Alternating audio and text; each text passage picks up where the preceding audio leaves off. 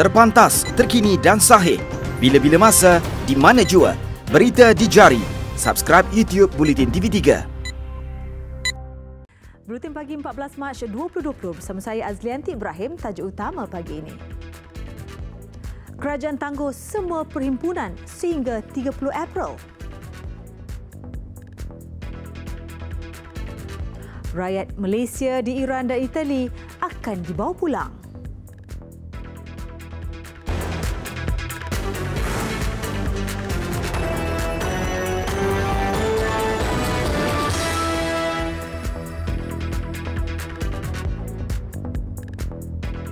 Bismillahirrahmanirrahim. Assalamualaikum dan salam sejahtera.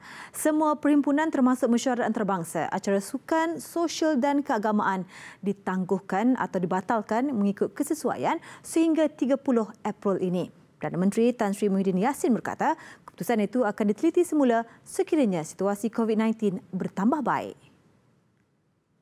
Menurut Tan Sri Muhyiddin juga, garis panduan bagi perhimpunan ibadat di masjid sudah dikeluarkan semalam oleh Menteri di Jabatan Perdana Menteri bagi Hal Ehwal Agama Datuk Dr. Zulkifli Muhammad Al-Bakri. Dalam garis panduan berkenaan, solat Jumaat hendaklah diteruskan dengan beberapa perubahan dilakukan, antaranya memendekkan khutbah Jumaat. Selain itu, orang ramai juga digalakkan untuk mengambil wuduk di rumah. Manakala pengurusan masjid dan jemaah hendaklah menyediakan cecair pembasmi kuman dan penutup hidung dan mulut sebagai langkah pencegahan. Saya berharap pihak berkuasa agama Islam di negeri-negeri turut mengeluarkan garis panduan yang serupa dengan mengambil kira nasihat dan juga arahan daripada pihak berkuasa, khususnya Kementerian Kesihatan Malaysia. Tambah beliau, acara keagamaan yang membabitkan perhimpunan berskala besar bagi agama lain juga hendaklah mengambil kira nasihat dan arahan daripada Kementerian Kesihatan dari semasa ke semasa. Dalam pada itu, Kementerian Pendidikan turut memutuskan agar semua program membabitkan perhimpunan seperti sukan dan ko-kurikulum di semua sekolah seluruh negara ditangguhkan berkuat kuasa semalam. Turut berbuat demikian Persatuan Bola Sepak Malaysia FAM dan Liga Bola Sepak Malaysia MFL yang mengumumkan kesemua aksi Liga Malaysia 2020 akan ditangguhkan bermula Isnin depan. Perdana Menteri turut menyedari bahawa ada rakyat yang terkesan dari segi ekonomi akibat penularan wabak itu. Ada yang diarah untuk mengambil cuti, bekerja daripada rumah, malah kehilangan pekerjaan. Dari segi ekonomi pula, sektor yang paling teruk terjejas ialah sektor pelancongan, perusahaan kecil dan sederhana dan juga industri pengangkutan. Jelas beliau, langkah-langkah segera perlu dilaksanakan oleh kerajaan bagi mengurangkan kesan wabak berkenaan kepada ekonomi negara, khususnya kepada rakyat. Baik, sementara itu, Perdana Menteri turut memaklumkan kerajaan dalam proses untuk membawa pulang rakyat negara ini yang berada di Iran dan Itali ekoran situasi penularan COVID-19 yang semakin serius di kedua-dua negara terbabit. Untuk rekod, seramai 65 rakyat Malaysia yang berada di Iran dan 323 orang di Itali akan dibawa pulang ke tanah air. Sebelum ini, kerajaan membawa pulang rakyat tempatan yang berada di Wuhan, China menerusi 2 misi bantuan kemanusiaan dan bencana pada 4 Februari dan 26 Februari lalu. Bagi misi pertama, seramai 107 rakyat Malaysia yang terkandas di wilayah Hubei dibawa pulang, diikuti misi kedua yang membabitkan seramai 66 orang dari wilayah sama.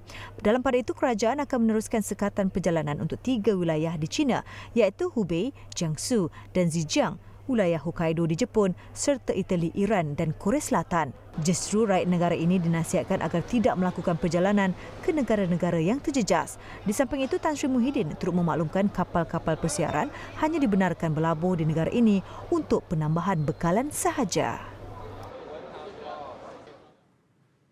Turut diumumkan dalam keputusan terbabit adalah bilangan hospital bagi merawat kes COVID-19 yang akan ditambah di seluruh negara. Tindakan berkenaan diambil bagi menangani penularan COVID-19 yang kini memasuki gelombang kedua.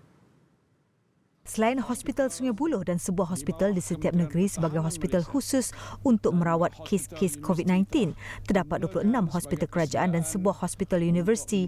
Pusat Perubatan Universiti Malaya PPUM kini turut berupaya mengendalikan kes COVID-19.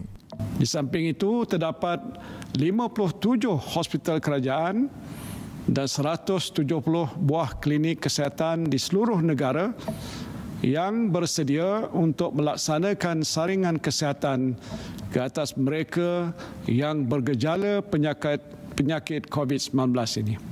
Kolaborasi dengan hospital swasta, hospital di bawah Kementerian Pertahanan Malaysia dan hospital universiti juga sudah dimulakan sebagai persediaan untuk menerima pertambahan pesakit COVID-19.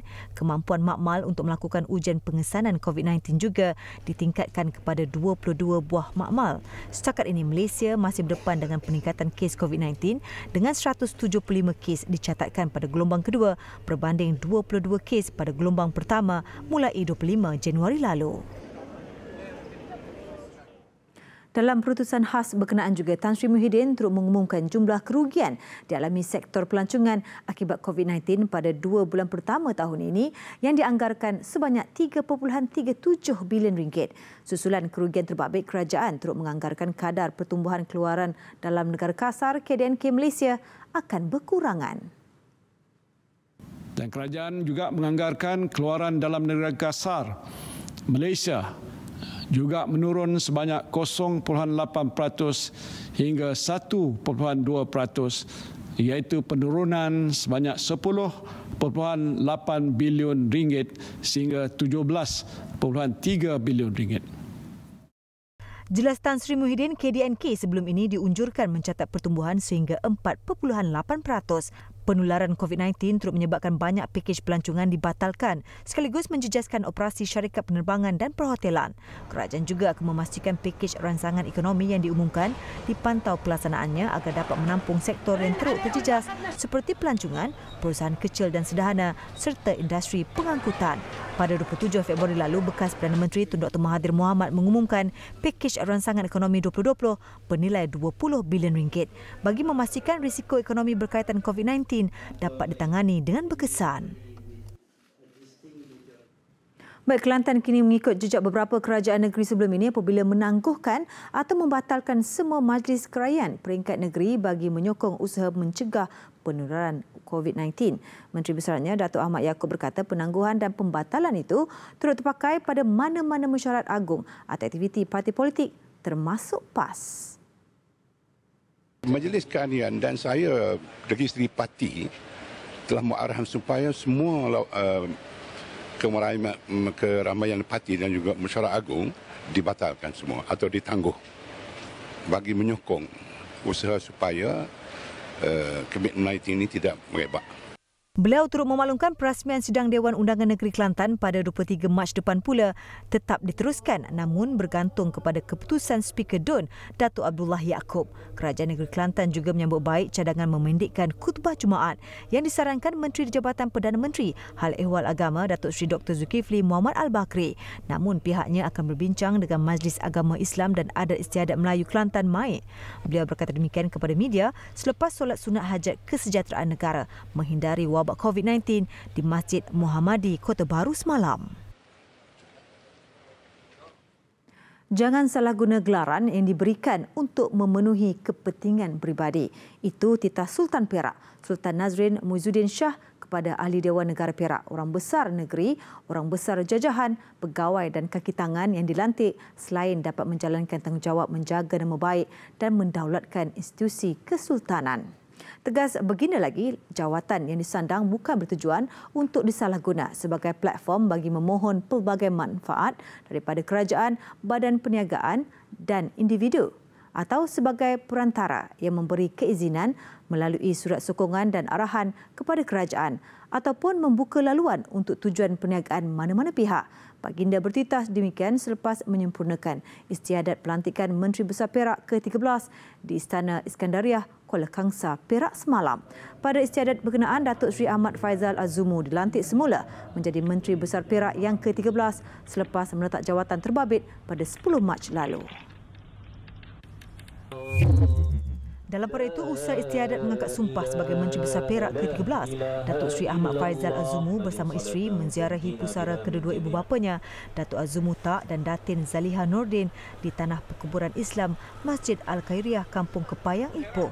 Lebih 50 ahli keluarga serta saudara mara turut hadir. Jabatan Pengangkutan Jalan JPJ menyangkal dakwaan kononnya kerajaan akan menaikkan harga lesen kenderaan motor LKM atau cukai jalan. Dalam satu kenyataan, jabatan itu menegaskan tiada sebarang perubahan harga cukai jalan seperti dakwaan yang tular di media sosial. JPJ ingin menegaskan bahawa harganya adalah masih sama seperti sedia ada dan tiada sebarang perubahan harga seperti yang didakwa. Sehubungan itu, JPJ menasihati orang ramai agar tidak mudah terpedaya dengan sebarang maklumat yang tidak benar tanpa merujuk kepada sumber yang sahih. Meskipun berdepan risiko kerugian susulan penularan wabak COVID-19, Pameran Pelancongan Malaysia MTF 2020 yakin mampu memperoleh transaksi jualan berjumlah RM220 juta seperti yang disasarkan. Ketua Pegawai Eksekutif MTF, Datuk Khalid Harun berkata, keyakinan itu berdasarkan sambutan dan reaksi memberangsangkan pada hari pertama penganjuran yang bermula semalam. Berdoalah. Semoga target ini dapat dicapai. Dengan adanya hari ini, saya mula-mula tadi rasa tak ada orang, kan? Dengan hebatnya viral yang begitu hebat mengatakan pula. Tapi dengan adanya kedatangan pada hari ini, insyaAllah, the images of today will go to the news tomorrow or tonight. Then people will give the confidence they will come tomorrow and day after. Beliau berkata demikian pada sidang media selepas pelancaran MTF 2020 di PWTC.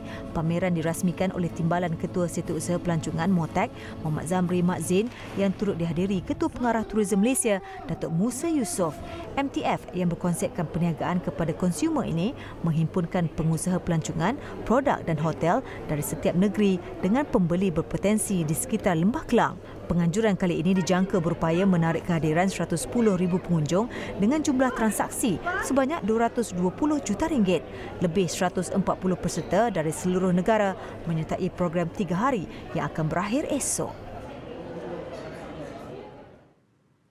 Baik, dalam perkembangan lain, Jawatankuasa Tindakan Pemulihan Pelancongan TRAC akan mengadakan pertemuan semula dengan Kementerian Pelancongan serta pemain industri bagi membincangkan perkembangan terkini COVID-19.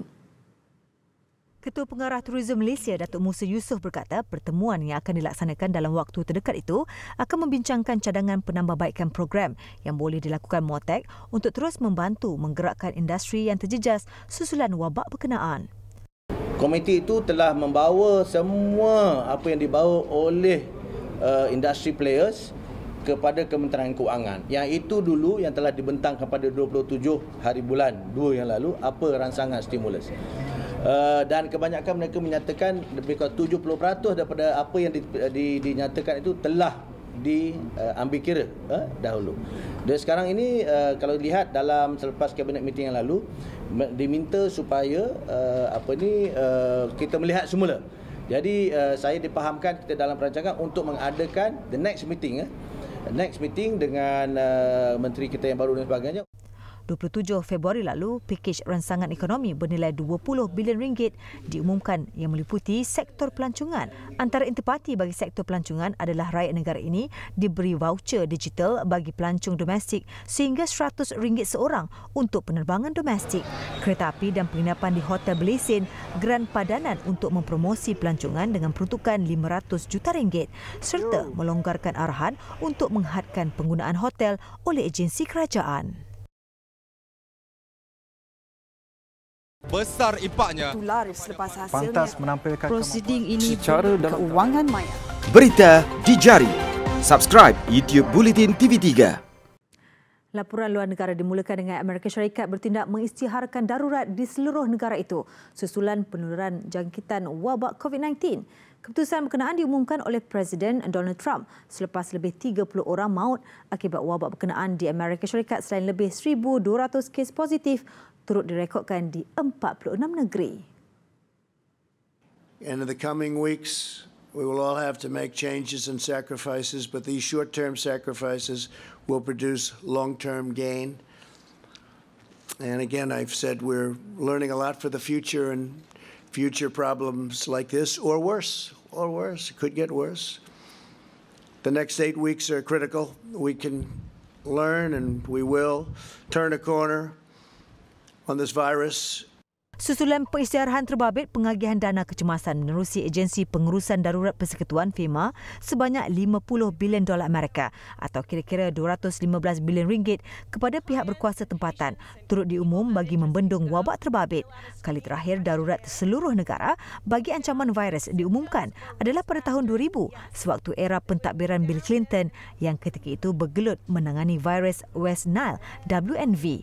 Selain itu, doktor dan hospital di seluruh Amerika Syarikat bakal diberi kelonggaran dari segi perundangan dan kawal selia rawatan pesakit.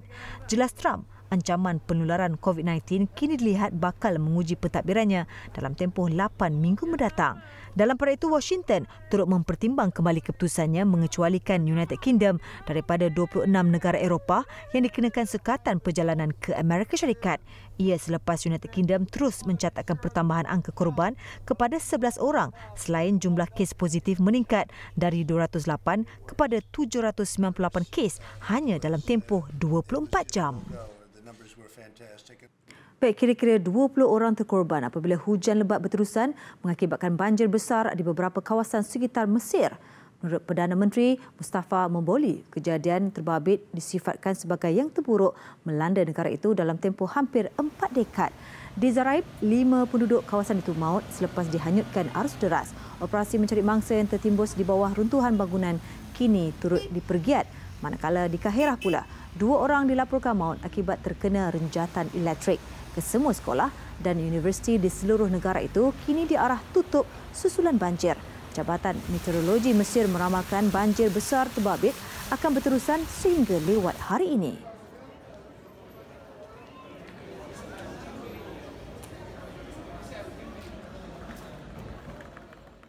Besar impaknya. Selepas hasilnya, pantas menampilkan prosiding ini secara dalam keuangan maya. Berita di jari. Subscribe YouTube Bulletin TV3.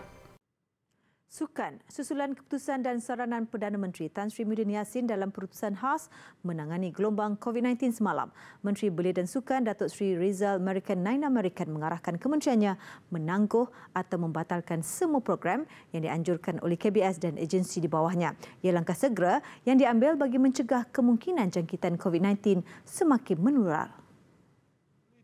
Dalam keputusan khas Perdana Menteri semalam, kerajaan memutuskan menangguhkan atau membatalkan sebarang perhimpunan dan program termasuk acara sukan sehingga 30 April dan keputusan itu akan diteliti sekiranya situasi COVID-19 bertambah baik. Justru KBS mengeluarkan kenyataan media semalam sebagai langkah proaktif termasuk inisiatif larangan penonton di lokasi tertentu mengikut kesesuaian selepas mengambil kira nasihat Kementerian Kesihatan Malaysia.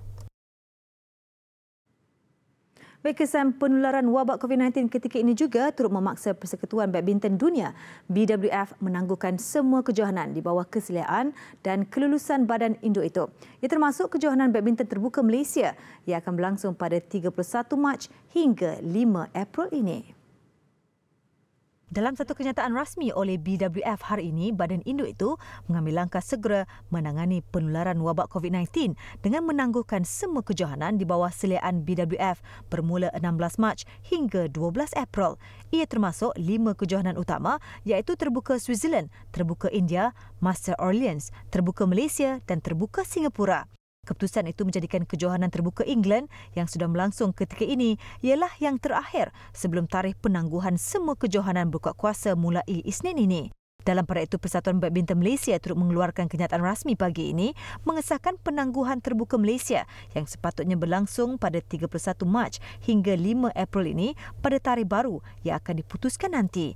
Ia susulan keputusan kerajaan dan perbincangan bersama BWF dan orang ramai boleh meminta pulangan bayaran tiket bermula Isnin ini. Dalam usaha memastikan nasib lebih 2,000 bekas atlet dan para negara terus terbela, Yayasan Kebajikan Atlet Kebangsaan Yakib memohon bantuan kewangan sebanyak RM3 juta setiap tahun daripada Kementerian Belia dan Sukan KBS. Pengerusi Yakib Datuk Nurul Arifin Abdul Majid berkata bantuan kewangan itu amat diperlukan pihaknya lebih-lebih lagi bagi menampung kos rawatan bekas atlet yang dihimpit masalah kesihatan. Saya rasa kalau satu bantuan dibagi katakan setiap tahun 3 juta, saya akan membuka JL balik. Saya akan semua bekas-bekas atlet ni pergi ke hospital swasta mendapat rawatan. Itulah hasrat kami di Yakib. Tambah Datuk Nurul Arifin, ketika ini Yakib membelanjakan 1.7 juta ringgit setahun bagi membiayai kos rawatan bekas atlet dan para negara. Kali terakhir Yakib menerima bantuan kewangan daripada KBS adalah pada 2018 iaitu sebanyak RM250,000 dan Kementerian Kewangan RM3 juta setahun kemudian. Selepas itu Yakib tidak lagi menerima bantuan dan dengan kos perubatan yang terus meningkat saban tahun, Yakib dijangka berdepan kesukaran untuk terus menghulurkan bantuan kewangan dan perubatan kepada 2,875 bekas atlet yang berdaftar di seluruh negara. Dalam perkembangan lain, Yakib dengan kerjasama syarikat Agitos PLT menawarkan peluang pekerjaan kepada bekas atlet negara untuk menceburi karier baru dalam bidang kesihatan dan kecergasan. Setakat ini 5 bekas atlet negara dipilih menjadi perintis, antaranya Nur Azira Taib, Muhammad Azrin Abdul Malik, Jasmine Nabila Sukardi, M. Syaralingam dan Faridul Masri yang akan bertindak sebagai jurulatih dalam talian di aplikasi Fit4P.